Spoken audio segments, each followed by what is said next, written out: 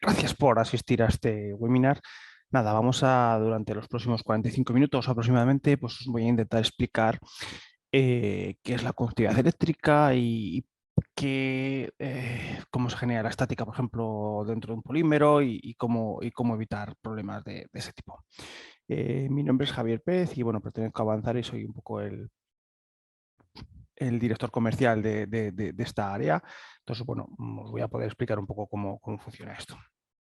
Muy rápidamente, vamos a dividir el webinar de hoy en dos segmentos. El primer segmento hablaremos un poco más de teoría, de lo que es la carga electrostática, cómo se genera, cómo se mide la conductividad eléctrica, qué parámetros afectan a una conductividad o a otra, cómo podemos aumentar la conductividad dentro de un polímero, qué formas hay de poder darle componentes antiestáticos o no a un polímero. Y luego en una segunda pues haremos ya una visión un poco más centrada ya en producto químico. Bueno, primeramente aquí podéis ver un poco lo que queremos o lo que quiero mostrar. No se ha podido ver el vídeo, que no sé qué pasa, pero bueno. Bueno, ¿cómo se genera básicamente la electricidad estática? La electricidad estática básicamente se genera porque los átomos que tienen los elementos, básicamente pues por acciones como la fricción o por acciones como sí, básicamente sobre todo con la fricción entre ellos, pues lo que hacen es que unos átomos básicamente aumenten su carga electrostática y otros reduzcan su carga. ¿Cómo? Pues básicamente por una transferencia de electrones de un punto a otro. Entonces hay átomos que captarán electrones de otros átomos y estos se quedarán cargados positiva o negativamente en función de si pierden o ganan elementos. Esto básicamente es muy importante, por ejemplo, porque lo que hacemos es generar separación de cargas dentro de esos átomos y, lógicamente, cuando podemos generar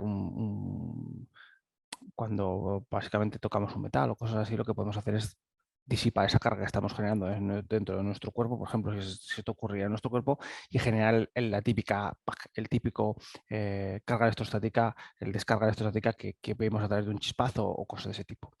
En este vídeo básicamente quería mostrar lo importante que es para sobre todo ciertas aplicaciones. Por ejemplo, en este caso se veía un coche repostando gasolina y como el usuario pues simplemente con la fricción del jersey pues generaba esa carga electrostática sobre él y cuando tocaba el metal pues generaba una chispa que encendía la gasolina y bueno, se preparaba un pequeño fogoncito en la gasolinera.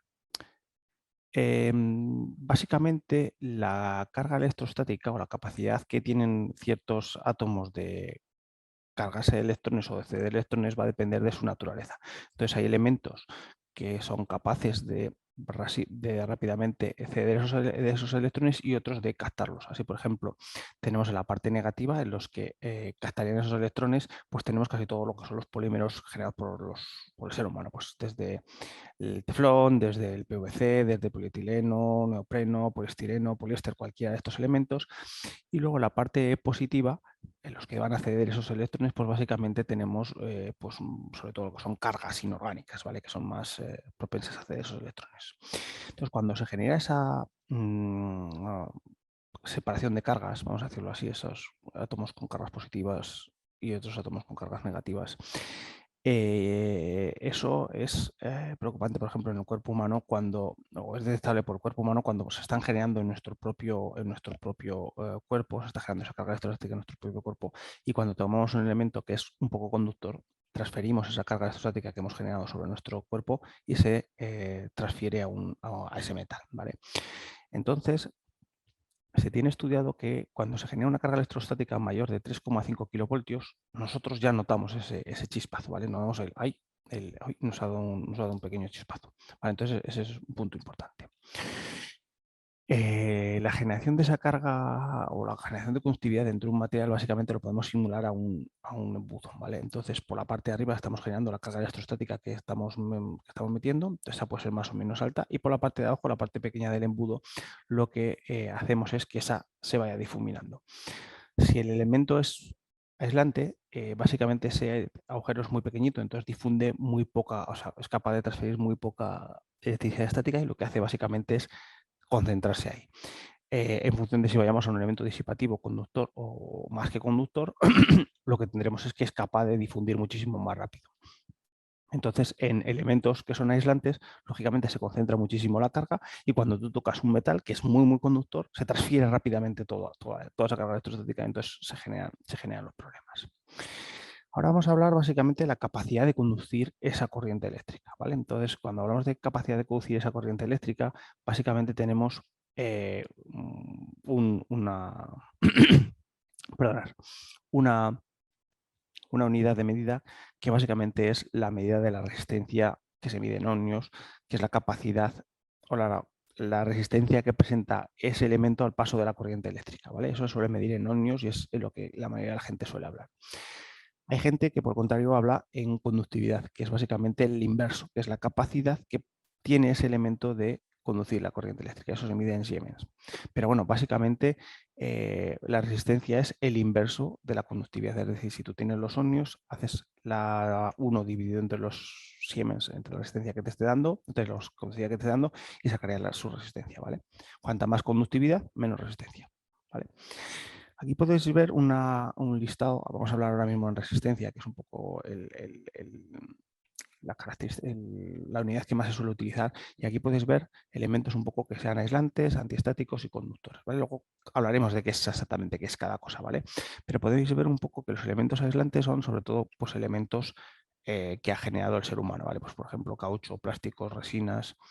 El teflón es un polímero, pero os lo he puesto aquí porque es 10 a la 23, es decir, que te presenta lo que sería un agujerito dentro de ese embudo enanísimo, mientras que en el otro lado estarían los materiales conductores, pues por ejemplo el material que conocemos como mayor conductividad es el grafeno, o materiales que estamos más habituados como el cobre, la plata o cualquier otro metal, que básicamente pues, los usamos en los cables eléctricos, ¿no? Porque tienen la capacidad de conducir esa corriente eléctrica muy rápido.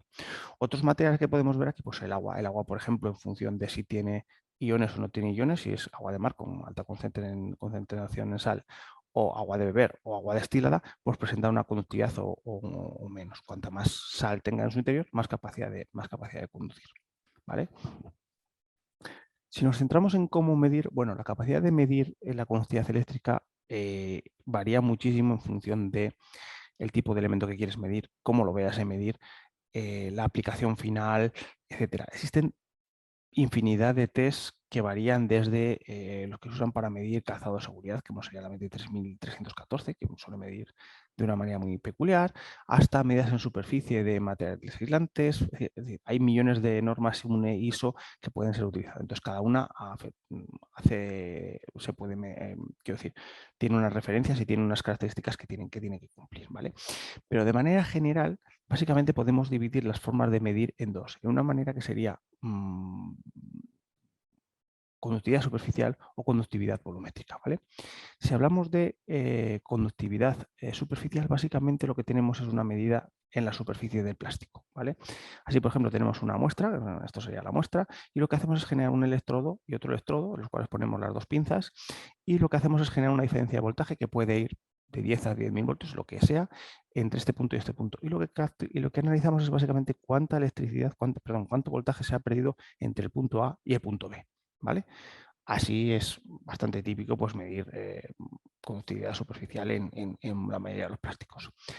En cuanto a cómo se ponen los electrodos, pues hay mil maneras. Hay electrodos que se ponen de manera paralela uno a otro o en forma circular, ¿vale? En el cual pues, el elemento central está separado del círculo de fuera, básicamente pues, por una distancia, ¿vale? Entonces lo que medimos es la conductividad entre este punto y lo que medimos es el sustrato de abajo, que es el plástico, pues la capacidad que tiene de transferir el electrón desde este punto, o sea, la electricidad desde este punto a este punto, pasando por el plástico, ¿vale? Otros productos, otras formas de medir, pues básicamente un elemento muy fácil es que se hace muchísimo a través de una pintura de plata, que básicamente lo que te transfiere es una conductividad muy alta, y generas un electrodo pegado a la superficie de ese plástico, o en este caso este rodillo, separado aproximadamente la misma distancia que tengamos de longitud del electrodo. ¿Por qué? Porque básicamente eso es lo que nos da al final una unidad que se suele utilizar mucho, que es ohmios square, ¿vale? Ohmios por centímetro cuadrado, ¿vale? Entonces, básicamente, lo que tú haces es pintar una superficie, pintar la otra y pasas un electrodo A y electrodo B y lo que haces es medir la diferencia de potencial. Es el mismo experimento que tenemos básicamente con los típicos tester que tenemos todo el mundo, que básicamente te habla en unidades logarítmicas, ¿vale? Entonces, el tester de unidades logarítmicas lo que te marca básicamente es aquí tendrías el electrodo A, aquí tendrías el electrodo B y lo que haces es ponerlo superficialmente sobre este plástico. Entonces, el tester va a pasar, en este caso, 100 voltios de este punto a este punto y lo que va a ver es cuánto de estos voltajes perdemos al transferirlo por este plástico, ¿vale? Entonces, así se ve básicamente la conductividad en ohmios. Pero bueno, hay otras formas de medir, por ejemplo, en rodillos. En rodillos muchas veces es interesante medir cuál es la resistencia eléctrica que se genera entre el suelo, en este caso vamos a poner aquí el rodillo, en la parte de la fuera en contacto con el suelo de la rueda, con el eje interior, que es el que va a estar en contacto con el carro, porque lo que queremos es ver cuánto se puede generar la carga en cualquier parte del carro y cómo el carro es capaz de transferir esa electricidad de aquí a aquí. ¿Qué es lo que ocurre muchas veces? Que a veces usamos ruedas que sean conductoras o antiestáticas y aquí estamos generando y aquí tenemos algún tipo de elemento que sea aislante. Entonces no permitimos el paso de electricidad de aquí a aquí. Por ejemplo, imaginaos que esto es metal, imaginaos que esto es una poliamida y que no es conductora y que esto es un caucho conductor. Vale, pues el paso de aquí a aquí no sería factible y sería un material aislante. Otra forma de medir conductividad, esta es muy típica por ejemplo, en el mundo del calzado, es lo que llamamos conductividad volumétrica. ¿Vale? En este caso, la muestra que queremos medir está en el centro. Y lo que hacemos es generar una diferencia de voltaje entre dos caras paralelas. ¿Vale? Imaginemos una bota, estas bolas de acero con el electrodo de aluminio en este caso simularían el cuerpo humano y lo que hacemos es simular una electricidad entre el interior y el exterior. El exterior, esta chapa de acero simularía el suelo. ¿Vale? Y lo que podemos ver básicamente es cuánta voltaje ha perdido al paso de esta gota. ¿Vale? Entonces es un material que se hace mucho. Y vamos a ver, por ejemplo, cómo aplicaríamos, por ejemplo, unos electrodos de plata en el sistema. Bueno, primeramente vamos a medir con un tester normal y corriente, un tester que nos está marcando que este suelo da, o sea, este elemento metálico composite da 10 a la 11 y este da 10 a la 6 ohmios. 10 a la 6, como veremos a continuación, esto sería antiestático y este sería aislante, ¿vale? Aquí vamos a hacer el espectro de cómo medirlo completamente. Bueno, primero vamos a hacer con unos electrodos de plata, ¿vale? Entonces lo que hacemos básicamente es pintar un centímetro pintar un electrodo a 1 centímetro del otro, ¿vale? Para que se queden los electrodos marcados. Lo vamos a marcar en los dos, ¿vale? Y luego lo que vamos a hacer básicamente es esperar a que se sequen y hacer la medida. Si hacemos la medida directamente en este de lo que ya hemos puesto aquí, pues podemos ver que nos está dando overload. Overload en este equipo significa que da una conductividad o una resistencia mayor de 10 a la 12 ohmios, ¿vale? Lo que sería un material que luego vamos a ver que se considera aislante. Si hacemos la medida con el anular, en este caso, en la muestra que hemos visto que era antiestática según la medida anterior, pues lo que vamos a hacer es la misma que antes, ¿vale? Hacemos la medida y nos da 42 megaohmios, ¿vale? 42 megaohmios significa 42 por 10 a la 6 ohmios, que estaría en la zona de antiestáticos. Vamos a pasar al siguiente, en este caso vamos a ver una medida superficial esto es una baldosa de Engineering Stone y cómo está, vamos a ver qué conductividad nos da, ¿vale? Pues en este caso nos va a dar 290 megaohmios en superficie, ¿vale? Vamos a hacer aquí una medida en volumétrico para que veáis. En este caso vamos a coger una plancha de EVA, ponemos los 100 voltios, esto es una plancha de EVA normal y corriente, la que usa en el mundo calzado, y lo que vamos a poner es pues igual que antes, un peso superficial, un peso en la superficie y vamos a ver la conductividad entre este punto y el suelo como hemos visto. Y lo que nos da es una medida volumétrica de 180, 160 ohmios de resistencia superficial. ¿Vale? Bueno, os he hablado mucho de esto, pero no os he dicho qué significaba cada cosa. Ahora mismo nos metemos con ello, ¿vale? Entonces, básicamente tenemos dentro de la escala de resistencia tenemos 3 puntos. El material que llamaríamos material conductor, es decir, que presenta una conductividad muy buena, que es cualquier material que tiene una conductividad por debajo de 10 a la 5 ohmios, ¿vale? Es decir, presenta una resistencia inferior a 100.000 ohmios superficiales, ¿vale? 1 por 10 a la 5. Bueno, entonces, cualquier cosa por debajo de eso es conductor, ¿vale? Un material aislante, pues cualquier cosa que tiene una resistencia por encima de 10 a la 11 ohmios, ¿vale? Y el antiestático estaría entre 10 a la 5 y 10 a la 11. La gente suele hablar en megaohmios, que es lo más normal. Nos situaríamos aquí en 10 a la 6, entonces la gente habla de 100 megaohmios. Bueno, pues entonces estaríamos en 10 a la 8, ¿vale? Porque sería 2 unidades más que 10 a la 6, ¿vale? Pero bueno, porque entendáis, la base sería material conductor por debajo de 10 a la 5, material aislante por encima de 10 a la 11. Y cuando estamos midiendo sobre todo en medidas volumétricas o en algunas de otro tipo, que también se suelen ser específicas, pues también se puede bajar este orden de 10 a la 11, se suele bajar a 10 a la 9, ¿vale? Y es lo que llamaríamos más como antiestático, más que como disipativo. Hay una zona dentro de la zona disipativa o de la zona antiestática que llamamos ESD, que viene más relacionada con el mundo de electrónica, que está entre 10 a la 5 y 3,5 por 10 a la 7 ohmios, o lo que sería lo mismo 35 megaohmios, ¿vale? Que básicamente es esta zona de aquí a aquí y que es la zona ESD, que es lo que te suelen pedir mucho cuando estás trabajando en electrónica, ¿vale? Pero bueno, las medidas en todos los test siempre hay una cosa que es muy importante, que nos hablan de las condiciones de medida del test. ¿Por qué son las condiciones muy importantes? Porque toda medida de conductividad eléctrica está ampliamente influenciada por la humedad y por la temperatura a la cual se hace la medida, ¿vale? Por ejemplo, aquí tienes unas condiciones de precondicionado, por ejemplo, de la 60.333, me parece que es la normativa, y que te hablan de que tienes que poner los 72 horas a 40%, a 40 grados y menos del 15% de humedad, y luego las condiciones de medida pues van a ser 23 grados más menos 3 y 12% de humedad, ¿vale?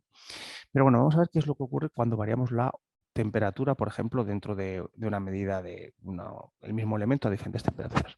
Como vemos, a 35 grados la resistencia es 9 ohmios, mientras que a 7 grados la resistencia es 130. ¿Vale? ¿Por qué a 35 grados el elemento es capaz o la electricidad se mueve mejor dentro? Porque esto es resistencia, a menor resistencia, mayor conductividad. ¿Por qué la electricidad se mueve mejor altas temperaturas? Pues básicamente porque cuando estamos bajando la temperatura, la movilidad de estos iones baja muchísimo.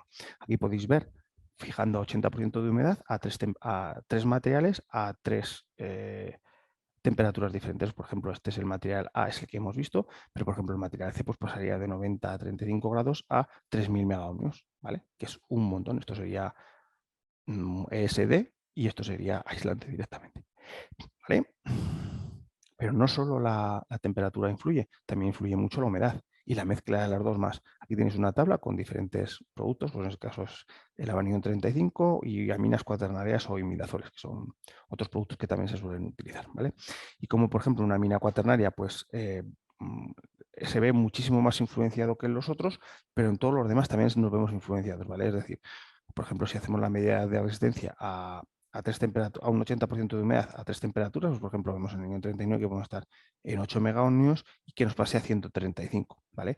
Pero si hacemos la comparativa, por ejemplo, a 35 grados en los tres casos, 80% de humedad, 50% de humedad y 70% de humedad, pues vemos que aquí tenemos 8, aquí tenemos 20 y aquí tenemos 39, es decir, estamos aumentando aunque sea menos, ¿vale? Y en algunos materiales, como las aminas cuaternarias, pues esto todavía es más crítico, porque pasas de 90 a 800 a 1250, es decir, es muy importante y crucial saber las condiciones en las que hay que hacer el ensayo.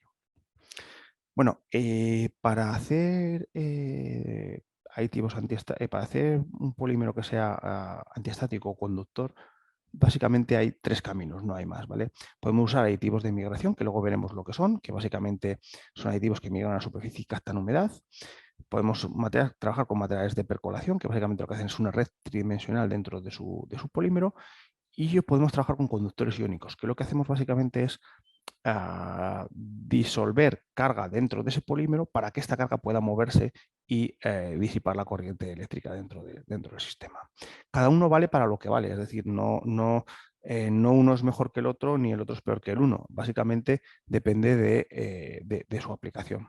Por ejemplo, para aditivos de migración, pues se utilizan muchísimo, sobre todo para temas no permanentes, sobre todo para temas de proceso. Pues imaginaos el típico film que se fabrica en polietileno, en EVA o en cualquier cosa de este tipo, que queremos evitar la carga electrostática mientras se está produciendo el procesado. Pues esos son aditivos normalmente de migración, ¿vale? Si queremos trabajar en atmósferas muy explosivas, con muchísimo riesgo y cosas de ese tipo, y necesitamos un material conductor, pues la gente suele trabajar con materiales negros como carbon black o cosas así que generan red de percolación, ¿vale? Y si quieres trabajar con conductores iónicos, pues normalmente están mucho más indicados para materiales antiestáticos permanentes y coloreables. ¿Qué es lo que ocurre, por ejemplo, con el paso del tiempo con cada uno de los procesos? Pues si nos fijamos, por ejemplo, aquí tenemos la referencia que vemos que está en una contividad, bueno, aquí no sé mucho, pero es 10 a la 15 de resistencia, es decir, es un material aislante. Y luego que al mismo producto le hemos añadido un aditivo de migración. Bueno, pues el aditivo de migración ha conseguido bajar el producto 10 a la 11, 10 a la 12, o 10 a la 10, 10 a la 11, y lo que hace básicamente es durante un mes, básicamente, pues va mejorando, pero luego va perdiendo su eficiencia con el paso del tiempo. Y al cabo de un año aproximadamente, pues ya estás igual que el material de partida, es decir, sería un material aislante. Si trabajamos con un conductor iónico, estos materiales conductores iónicos normalmente están entre 10 a la 4, 10 a, o sea, perdón, entre 10 a la 5 y 10 a la 9. Normalmente también tiene un proceso de mejora durante un mes aproximadamente, pero luego ya se mantienen estables durante larguísimos periodos de tiempo, de más de 10 años, sin problemas, ¿vale? Y luego si trabajamos con negros de humo o grafenos, en este caso lo que tenemos son materiales conductores que pues, hacen parecido al conductor iónico y lo que generan es un material estable en el tiempo durante muchísimo tiempo.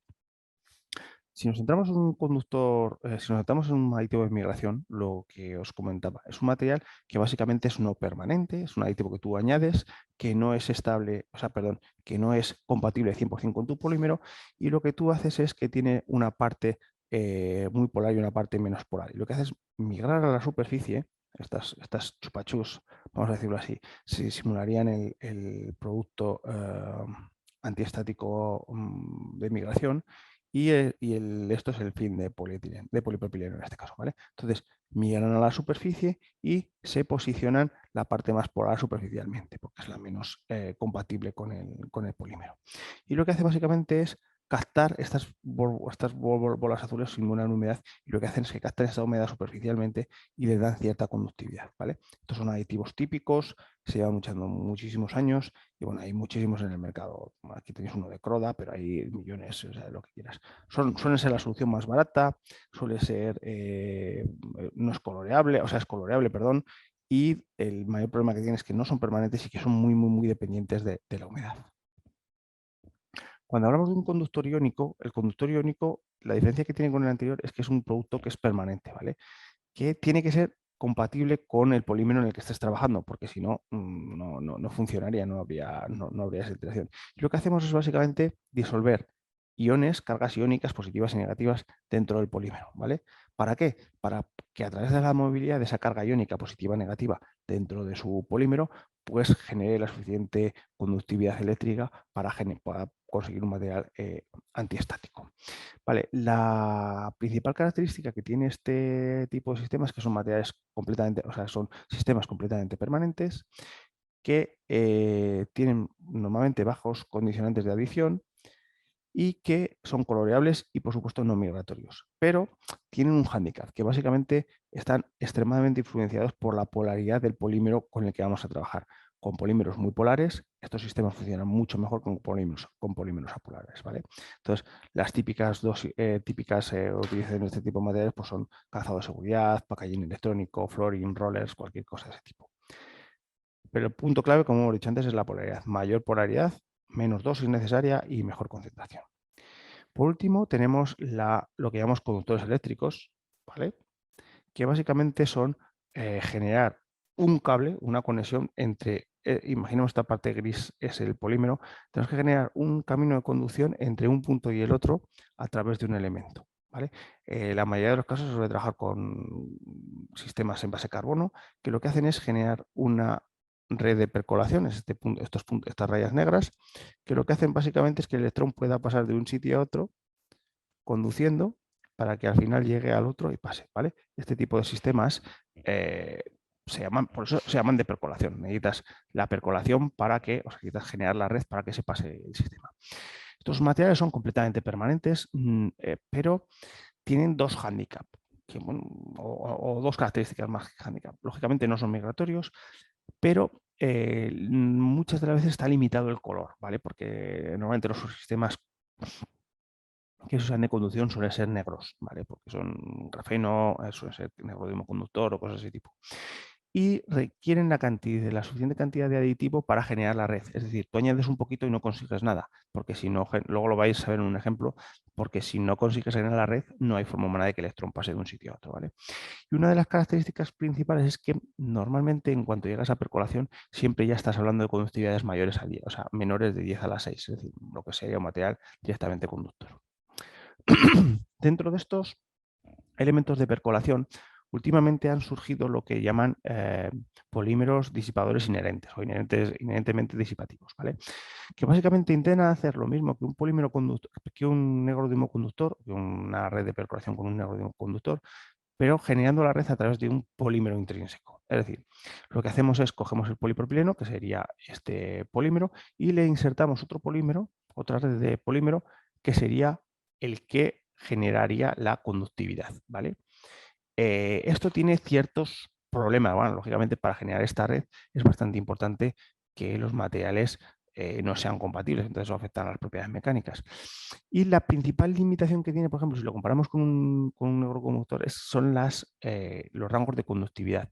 Como el polímero este tampoco tiene una conductividad tan alta como un neuroconductor, pues normalmente se vienen limitadas a 10 a la 6, a 10 a la 10, que para componentes antiestáticos son perfectos, pero para otro tipo de aplicaciones no, ¿vale? Bueno, aquí podéis ver un resumen, una tabla de resumen básicamente de lo que os he comentado, pues un poco si el material puede ser coloreable o no puede ser coloreable, si es permanente o no es permanente, si depende de la humedad o no, y los rangos de conductividad en los cuales pueden trabajar perfectamente, ¿vale? Bueno, una vez terminada ya la fase teórica, lo que vamos a meternos es ya más en el mundo de los aditivos en concreto, de los que usamos nosotros y qué podéis obtener de cada uno de ellos, ¿vale? Nosotros, como os he comentado, trabajamos muchísimo con conductores iónicos, ¿vale? Sobre todo por sistemas polares y amorfos, es lo que más utilizamos y es lo que mejor nos está yendo, ¿vale? Como os he comentado antes, son permanentes. Básicamente, normalmente no necesitan una alta dosis de adición, pero depende mucho de la polaridad del sistema. Son coloreables y normalmente tampoco presentan una solución extremadamente cara, ¿vale? El principal hándicap es esta línea azul que veis aquí, es que son ampliamente influenciados por el polímero, ¿vale? Entonces, muchas veces eh, creemos que es un único conductor iónico y hay 300.000 para cada tipo de sistema, para cada tipo de polímero base, para cada formulación, necesitas ajustar unos cuantos parámetros para saber, ¿vale? Los rangos de conductividad están en el rango de antiestático, de 10 a la 6, de 10 a la 10, sin demasiado problema. Y los típicos materiales que trabajan muy bien con este tipo de materiales son el NBR, el SBR, el EPDM también alguna vez, TPU, el PET, el poliuretano, las resinas de poliéster insaturado, ¿vale? Ahí tenéis unos cuantos ejemplos. Aquí, por ejemplo, tenéis la base primera del tipo de productos que hay. Por ejemplo, en este caso, vamos a centrarnos en aditivos para caucho, en este caso, pues NBR, o sea, en este caso caucho en general, ¿vale? Entonces, en función de si es NBR, en función de si es SBR, en función de si es PDM, en función de 1000 cosas, hay que trabajar con un tipo de producto u otro. Pues trabajamos con Avastatic Rover sobre todo si es NBR, con SBR PDM pues para soluciones de SBR PDM, hay soluciones alimentarias, hay soluciones en líquido o en sólido en función un poco de lo que busquemos, ¿vale? Cada uno es un poco diferente y hay que ajustarlo en función de lo que estamos buscando.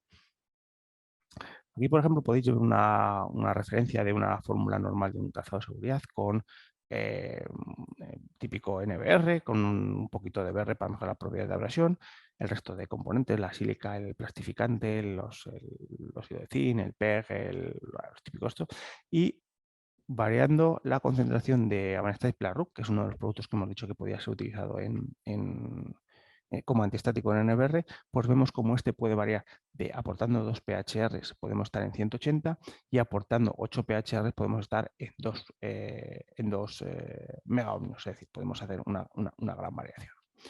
Si nos centramos en el EPDM, pues por ejemplo, bien vulcanizado por peróxidos o por azufre, pues aquí tenemos una fórmula con EPDM, en la cual tiene pues, bueno, un EPDM, una sílica, una creta, un aceite normal y corriente, y lo que hemos usado básicamente es una Vanestatic SBR-EPDM, ¿vale? En este caso, tiene dos características fundamentales. La primera, que los rangos de conductividad que se obtienen normalmente son menores, ¿vale? No son no hay tanta conductividad como en el caso del NBR. Y segundo, que este tipo de sistemas, al ser el EPDM un material muy poco polar, necesitamos la asistencia, vamos a llamarlo así, de la sílica dentro del sistema. Entonces necesitamos que haya suficiente sílica dentro del EPDM para generar una red con esa sílica y que a través de nuestro Vanestatic SBR EPDM generemos la conductividad, ¿vale? Otro material bastante agradecido también para conductores iónicos es el PVC. En este caso el PVC, aquí tenemos una fórmula de PVC estándar, en este caso plastificado con DOTP, 42% de PVC, 17% de OTP, un 35% de carbonato cálcico, los estabilizadores, etcétera. Y lo que vamos a variar es entre 0 y 6% la cantidad de Vanestatic 1050, que es uno de los productos que podemos utilizar. ¿Vale? Pues con un 0% tenemos una conductividad superficial de 10 mayor de 10 a la 12, en volumétrico 150.000 megaohmios, es decir, una exageración, y un SORE de partida de 92, ¿vale? Según vamos aportando 1,5, 3 o 5, pues bajamos a rangos de conductividad en la zona de antiestático. Y hemos bajado, eso sí, un poquito el plastificante, es decir, tendríamos que ajustar un poco la cantidad de DOTP que estamos añadiendo y rebajarla. Otro producto bastante agradecido también para este tipo de causas es el TPU, ¿vale? En este caso el TPU trabajando en forma de master batch y, bueno, pues aquí las dosis, trabajamos con la Vanestatic TPU Master Batch, que básicamente es un producto que lleva ya en su interior el antiestático para ser directamente dispersado en el TPU, ¿vale? Es válido también para, ¿cómo se llama esto? Cuero sintético, ¿vale? Para el típico TPU que es disuelto con acetonitrilo y luego depositado sobre la superficie, ¿vale? Entonces lo que podemos ver es que en función de, pues, por ejemplo, con un 3%, pues podemos estar ya en 300 megaohmios y 900 en si es superficial o volumétrico. Siempre vais a ver que las medidas en superficial y volumétrico son diferentes y normalmente cuando trabajamos en conductor iónico la medida en volumétrico es mejor que la de superficie, ¿vale? Pero bueno, eso depende un poco de la medida que queráis hacer o qué es lo que estemos buscando, ¿vale? Entonces eso es una cosa importante. Pero aquí hay una cosa que no estamos considerando, que básicamente depende muchísimo, estos valores dependen muchísimo del tipo del TPU. Por ejemplo, hacemos un experimento con estos 7 TPUs, que básicamente englobamos desde poliésteres hasta poliéteres, ¿vale? Y básicamente lo que varían dentro de ellos es cosas como la polaridad que presenta el sistema, ¿vale? Pues con un 5%, por ejemplo, de avance de TPU más TBA, de medidas volumétricas, podemos obtener 32 megaohmios con un TPU muy polar, a estar en un material que es aislante con 1783 megaohmios para un material que es bastante más apolar, que imagino que estará basado en caprolactoma o lo que sea, alguna cosa en algún tipo de cadena más más aromática y menos polar. Otro de los productos que también es bastante agradecido es el PET, ¿vale? Policarbonato yo creo que lo quitaría de esta línea porque no suele funcionar muy bien. Funciona en algunos casos, pero es mucho más agradecido el PET, ¿vale? Entonces, con el Vanestatic P890 a dosis de 3 o 4,5 6 podemos estar en zonas de antiestático bastante buenas. Directamente, pues por ejemplo, con un 4,5 podemos estar en torno a un gigaohnio, 1 por 10 a la 9 ohmios, y por un 5 o un 6% pues ya estamos ampliamente por debajo de 10 a la 9, ¿vale? Entonces sería otro producto también interesante. Pero bueno, no hay solo para plásticos normales, estos son plásticos reticulados, se eleva normalmente un plástico reticulado que se usa, por ejemplo, pues para hacer planchas que hemos visto anteriormente o para hacer calzado por inyección. Entonces, en este caso, trabajando con el Evastato 850, pues podemos ver cómo metiéndolo en diferentes, alrededor de un 8 o un 10% dentro de este tipo de fórmulas, pues podemos conseguir resistividades por debajo de 1 GΩ, que es un poco lo que marca el límite dentro de los antiestáticos. Aquí es bastante importante tener en cuenta que para densidades muy bajas la conductividad siempre es mucho peor que para densidades muy altas. ¿Por qué? Porque lógicamente el aire es un aislante, ¿vale? Entonces, cuanto más aislante, cuanto más aire, cuanto más espumado esté, más difícil es conseguir la conductividad. Otro de los aditivos que utilizamos últimamente muchísimo es para aplicaciones en resinas de poliéster insaturado. Aquí tenéis una muy específica que es Engineering Stone. Esto de Engineering Stone básicamente es una resina de poliéster en la cual se le carga con un 90-85% de carga inorgánica y se usa pues, para encimeras, para suelos, para lo que quieras. ¿Vale? Este tipo de material normalmente presenta unos problemas de estática muy grandes y que hasta ahora serán solventados a través de la colocación de ciertas chapas metálicas cada par de metros dentro de lo que sería el suelo. ¿Por qué? Porque cuando tú ibas andando tocaba tu zapatilla, tu bota tocaba esta chapa metálica y se descargaba por ahí, ¿vale? Estos sistemas lo que te permiten ahora, aditivos de este tipo, lo que te permiten ahora mismo es generar suelos continuos sin necesidad de chapas metálicas, completamente permanentes, completamente válidos para todo, incluso válidos para suelo técnico sin ningún tipo de problemas. El mismo aditivo, un poco modificado, puede ser utilizado, por ejemplo, para hacer SMC o BMC, o incluso gel coat de este tipo de poliéster insaturado, ¿vale? Pues para aplicaciones de cajas electrónicas, para 1000 cosas que puedan ser utilizadas dentro de este sistema. Otro de los termostables también bastante agradecido dentro de los conductores iónicos es el poliuretano, ¿vale? El poliuretano, sobre todo ciertos poliéster, casi un poco polares, que es en el mundo del calzado y cosas así, añadiendo aditivos como el Avanion 39, que son aditivos antiestáticos para generar directamente por calzado de seguridad, nos permiten generar con muy pocas dosis, por ejemplo, 1,25 sobre poliol o 2,5 sobre poliol, pues nos permiten conseguir 100 megaonios o 75 megaonios fácilmente, ¿vale? Sin afectar demasiado las propiedades mecánicas de este calzado de seguridad. Otras aplicaciones, por ejemplo, pues vienen ya en, ¿cómo se llama esto? En pinturas. Pinturas, pues en este caso acrílicas, epoxi, vinílicas, etcétera. Hay 1000 tipos. El principal hándicap que tiene todo este tipo de pinturas es que normalmente, como usan muchísimo más componentes que, por ejemplo, un caucho o un plástico, la variabilidad de las fórmulas es tan amplia que muchas veces es muy difícil predecir con cuál de los tipos de productos va a funcionar mejor. Por eso nosotros tenemos una familia de productos que lo que nos permiten es, pues en función de si es base acuosa, base solvente, si es de un tipo, si es de otro, pues probar con 2 o 3 cosillas cada vez a ver cuál es un poco la más adecuada, ¿vale? Dentro de, por ejemplo, de las aplicaciones antiestáticas, una así un poco más, vamos a decirlo así, llamativa puede ser las aplicaciones antipolvo. Esta mesa básicamente ha sido tratado con 4 líneas en las cuales 2 han sido pintadas con barniz antipolvo. Barniz antipolvo no deja de ser un barniz antiestático y 2 han sido con el mismo barniz pero sin la característica antiestática, ¿vale? Y como podéis ver, por las franjas que no han sido tratadas, pues se llenan de polvo muchísimo antes que las otras. Si nos centramos, por ejemplo, dentro del mundo del plástico genérico, ¿vale? Y hablamos de los polímeros disipativos inherentes, ¿vale? Aquí hay ciertas características que son críticas, ¿vale? Bueno, el uso, como ya os he dicho anteriormente, básicamente son para packaging electrónico, da igual bolsita o el típico generado por termoconformado, incluso para IBCs o para rotomoldeo, pues por ejemplo ¿cómo se llama? Este tipo de cosas, en toboganes y cosas así de niños, ¿vale?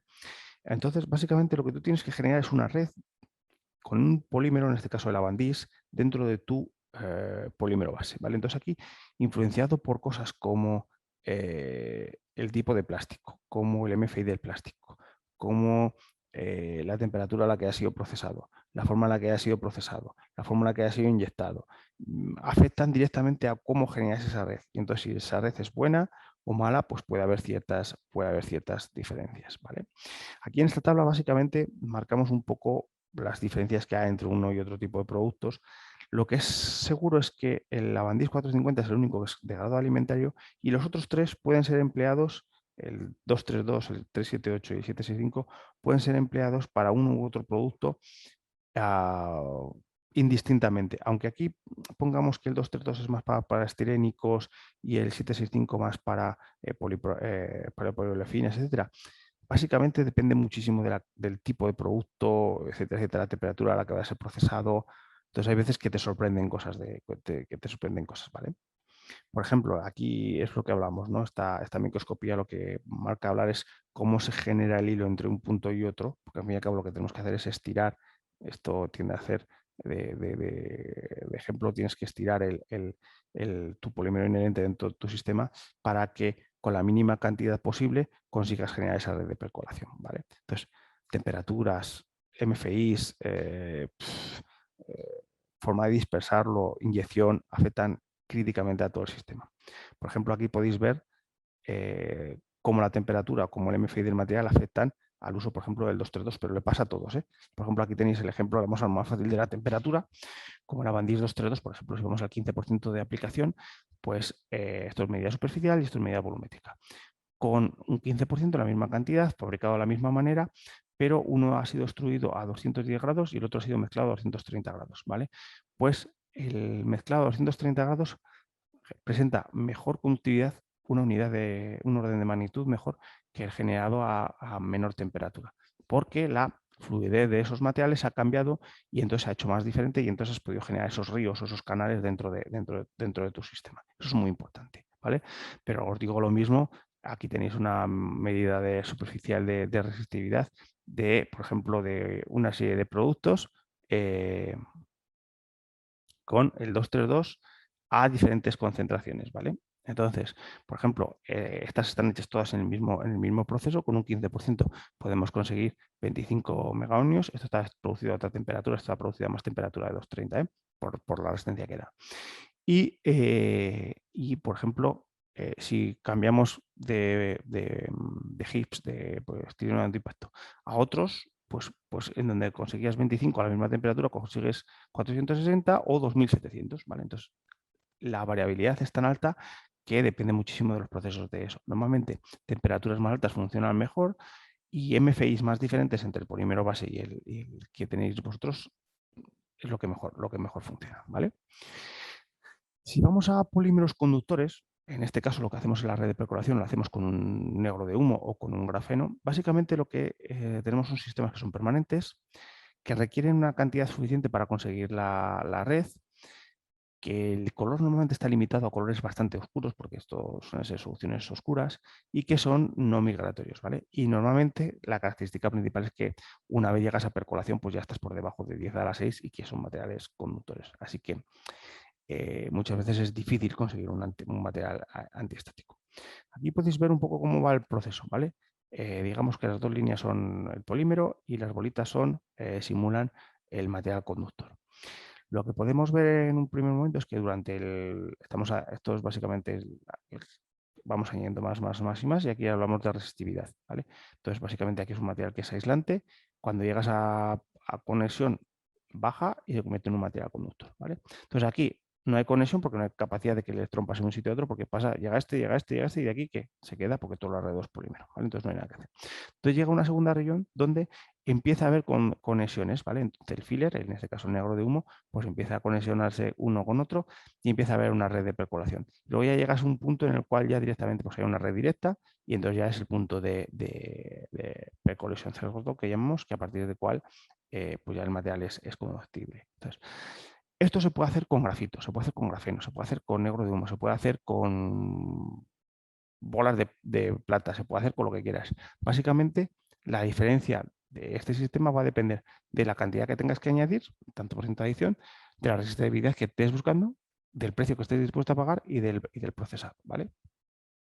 Por ejemplo, aquí vemos una gráfica trabajando con 5 diferentes grafenos en este caso, y como con algunos grafenos que igual con un 1% eres capaz de conseguir percolación y con otros igual necesitas un 8 o un 9, ¿vale? Esta gráfica es la contraria al otro, porque aquí estamos hablando de conductividad, ¿vale? Entonces, la gráfica está a la inversa, ¿vale? Normalmente lo que sí que podemos decir siempre es que soluciones líquidas siempre necesitan muchísima menos cantidad que soluciones plásticas. ¿Por qué? Porque la dispersión en una solución líquida siempre es muchísimo mejor que en una sólida. Así, una resina normalmente desde 0,5 a 1,5, 2 como mucho, tienes que conseguir conductividad con casi cualquier cosa, mientras que en un plástico pues igual necesitas desde un 8 hasta incluso a veces un 20%, ¿vale? Aquí tenéis ver, por ejemplo, unos ejemplos en cintas conductoras y básicamente pues esto está hecho por serigrafía, es un textil y hemos puesto por serigrafía pues, una resina con material conductor. Es fácilmente ajustable a dosis a conductividades entre 100 y 10 ohmios, entre 100 kiloohmios y 10 ohmios. Y bueno, pues vale para un montón de aplicaciones. Pero bueno, si vamos a unas de composites más fácil, pues por ejemplo aquí podemos ver cómo esto está fabricado por Filament Winding y básicamente esto es fabricado como sustitutivo de depósitos metálicos fabricados en este caso con epoxivinil ester resin y Filament Winding, en el cual como filler también hemos metido en este caso es grafeno y te permite conseguir las dos cosas. Por parte, el epoxivinil ester le da las características de resistencia química a cualquier cosa y en este caso en el grafeno le da las características conductoras que lo que te permite es generar un material que sea conductor eléctrico, ¿vale? Y entonces, bueno, pues para sustitutivos de tanques vale perfectamente. O aplicaciones como pintura directamente a recubrimiento protector que permita que el material pueda seguir conduciendo pero que no se corroa, ¿vale? Es una pintura que está dando superficialmente. Cuando hablamos de inyección, de conductividad de inyección, muchas veces ahí surge un problema, ¿vale? Hacemos una granza de plástico, hacemos una extrusión y sale un material que es conductor, hemos metido un neodymo dentro, un grafeno dentro y es conductor perfecto, ¿vale? Pues te da, por ejemplo, 10 a la 4 ohmios en granza sin ningún tipo de problema. Hacemos el proceso de inyección y sacamos la pieza y medimos la pieza y en vez de darnos 10 a la 4 nos da 10 a la 12 o 10 a la 8. Es decir, se nos ha ido en el mejor de los casos a antiestático, en el peor a aislante.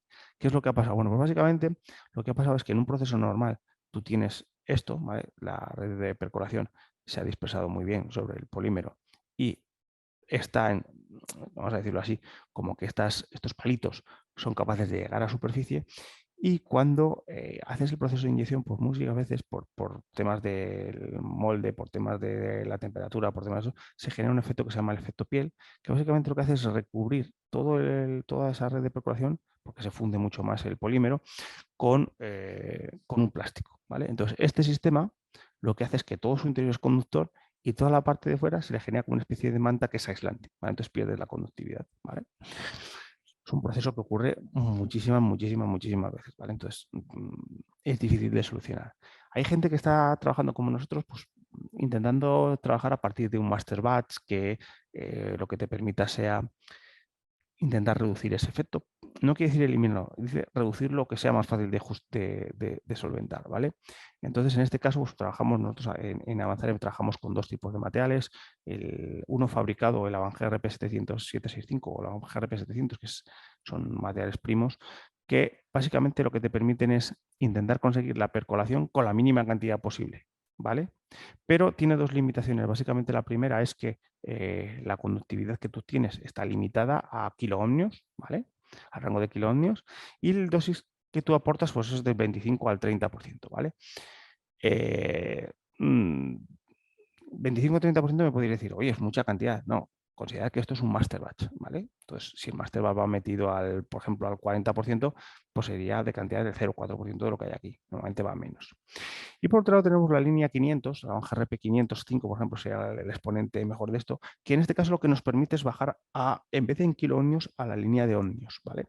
Por ejemplo, cuando queremos un material que tenga una conductividad extremadamente alta. Por ejemplo, aquí tenemos el Master Bus de producto que tiene 8,6 ohmios de resistencia, ¿vale? De verdad tiene menos que eso, ¿vale? Porque aquí está medido simplemente con dos electrodos, así con un buen puntilla. Normalmente está entre 0,5 a 2 ohmios, ¿vale? Es un material bastante conductor. Bueno, una vez terminado ya lo que os quería comentar en estático, simplemente en 3 minutillos os voy a comentar qué es Avanzare, ¿vale? Para que, bueno, pues sepáis un poco quién os ha contado esto y a partir de y podéis contactar con nosotros. Bueno, pues nosotros somos básicamente un grupo español que nos centramos sobre todo en el desarrollo de materiales avanzados y buscar aditivos químicos y desarrollar productos y soluciones basadas en materiales bidimensionales y en otro tipo de materiales que permitan ser un poco diferenciales a nuestros clientes frente a otros competidores, ¿vale? Trabajamos básicamente en aplicaciones muy transversales desde automóvil, seguridad, footwear, en papel, en construcción. Trabajamos en un montón de sectores, pero siempre con lo mismo, ¿no? Buscando materiales avanzados y que supongan unas características diferenciales a nuestros clientes. Eh, nuestra principal fortaleza, básicamente, es nuestra capacidad de I+D, como habéis visto bueno, aquí vamos a poner esta directamente que va a ser más fácil. Tenemos una capacidad productiva, o sea, una planta productiva de unos 10 metros cuadrados en estos momentos, aunque seguramente esta será ampliada en breve. Y de lo que más orgullosos estamos es de que tenemos una planta piloto con 7.500 metros cuadrados de un laboratorio completamente equipado, en el cual pueden trabajar lógicamente nuestro equipo de investigación y tiene, bueno, pues tiene planta de microbiología, tiene laboratorio químico como cualquier laboratorio químico de esto, muy, muy, muy equipado. Pero luego tiene planta productiva de extrusión de plástico, de hilatura, eh, bueno, de muchísimas de las cosas que os podéis imaginar, siempre dentro del punto de vista de la química. Considerar que somos 35 profesionales dentro del mundo de la I+D, con 11 doctores en química y el resto, bueno, pues ingenieros y graduados en bioquímica, ¿vale? Nuestras líneas de investigación mayoritarias pues, están centradas sobre todo en estos 7 puntos que veis aquí, materiales conductores y antiestáticos, que son un poco nuestro emblema en estos momentos. Los materiales conductores, que tenéis algún webinar dado por alguna de mis compañeras en nuestra página, en nuestro canal de YouTube. Tenéis también trazadores metálicos, amplificadores de densidad, que son pues, por aplicaciones un poco más específicas de nicho, biocidas, trazadores químicos para evitar copias, son mundos en los que trabajamos mucho. Tenemos un canal de YouTube bastante activo en el cual pues, cada poco tiempo solemos dar información, webinars que nos permitan un poco pues, formarnos y formar a nuestros clientes un poco con información. Ahora mismo estamos divididos cubrimos casi todo el mundo, tenemos gente propia en China, tenemos gente propia en India, tenemos gente propia en el sudeste asiático, en Europa, por supuesto, tenemos mercado mexicano que da eh, servicio al sur de Estados Unidos y bueno, es un proceso que estamos creciendo continuamente y buscando llegar o la accesibilidad al cliente de una manera lo más fácil posible, ¿vale? Perdonadme. Bueno, y bueno, con esto ya un poco tampoco os quiero volver muy locos para que las preguntas y eso creo que se os responderán porque fueron o han sido, bueno, se os responderán por cada uno de los socios, ¿vale? Y si no, bueno, a continuación hacemos un turno de preguntas y vemos qué es lo que corresponde. Vosotros diréis.